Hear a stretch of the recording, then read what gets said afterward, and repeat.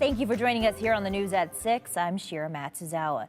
The way Boiseans elect their city council members could soon change. The city's districting commission has a final draft ready to separate the city into 6 different districts. Each district will have a seat representing that specific area on the city council. News Channel 7's Andrew Bartline talked to the city of Boise today about the redistricting.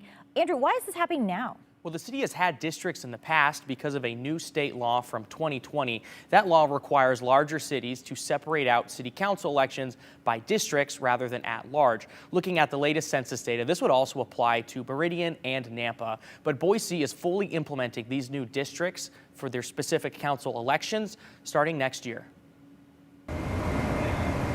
The state legislature passed House Bill 413 in 2020. The law requires any city with more than 100,000 people to, quote, elect councilmen by districts for districts so established.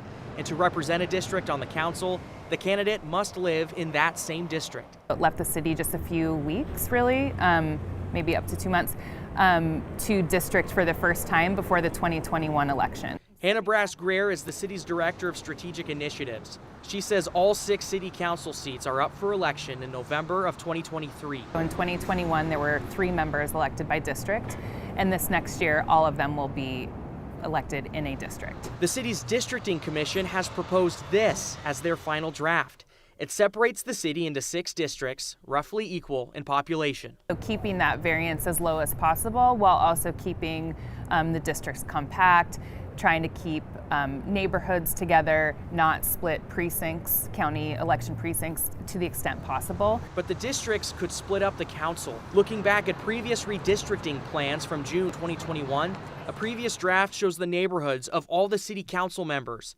5 of them are still on the city council, and those 5 all live in similar parts of town in and around the north end. It's unclear if any of these 5 city council members have since moved. If there are more than one council member or candidates that live in a single district, then they would run against each other or decide not to run.